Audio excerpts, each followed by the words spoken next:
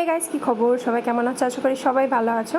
তো এখানে আমরা যাচ্ছিলাম হচ্ছে দিল্লি মিরাট, যেটা হচ্ছে একটা আয়ুর্বেদিক সংস্থা ছিল, যেখানে মানে কিডনি রোগীদের জন্য অনেক ভালো ট্রিটমেন্ট ছিল। ওদের থেরাপি এগুলো সব খুবই ভালো ছিল, যেগুলোর অ্যাডভার্টাইজমেন্ট দেখে আমরা গেছিলাম।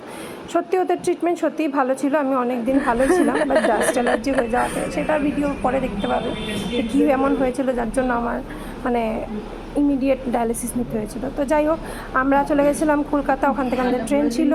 এই মাসাজ চেয়ারটা নিয়ে অনেক ঘটনা হয়েছে। এখানে আমি আকাশ দুজনেই মাসাজ নিয়েছি। তারপরে বুদ্ধি করে, মানে শয়তানি বুদ্ধিটা আকাশেরই ছিল, মাকে নিয়ে গেছে। তো মার এক্সপ্রেশন দেখে বোঝাই যাচ্ছে মার খুব ভালো লেগেছে একবার।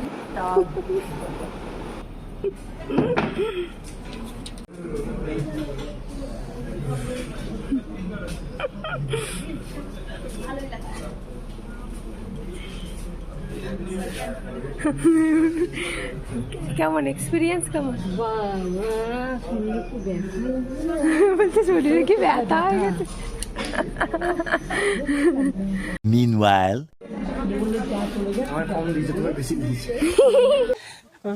তো ট্রেনে উঠেই, ট্রেন ছাড়ার পরে আমাদেরকে বিকালে স্ন্যাক্স দিয়ে দেয়, যেখানে চিড়ের প্যাকেট ছিল, তার মধ্যে স্যান্ডউইচ ছিল, আর এখানে টমেটো কেচাপ দিয়েছিল, একটা গুটকি ছিল। তো সব ওভারঅল ভালোই ছিল খেতে, এমন কোনো খারাপ ছিল না। তো তারপরে রাতের ডিনার চলে আসে, আর রাতের ডিনার চলে এসেছিলো। রাতের ডিনার ছিল রুটি, সবজি, ডাল, চিকেনের কারি আর ভাত।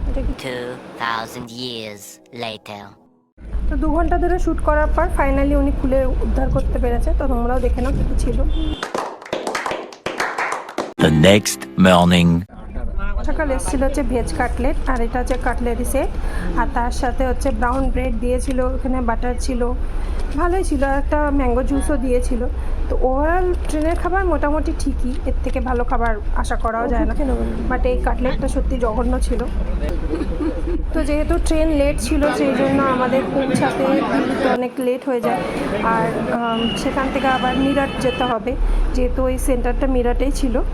তো আমরা এখান থেকে ট্যাক্সি নিয়ে সোজা মিরাটেই যাই, আর এখানে পৌঁছাতে অনেক রাত হয়ে যায়। আর রাতের ডিনারে ছিল হচ্ছে মিলেটের খিচুড়ি আর স্যালাড। আজকের ভিডিওটি দেখা হবে নেক্সট ভিডিওতে খুব তাড়াতাড়ি।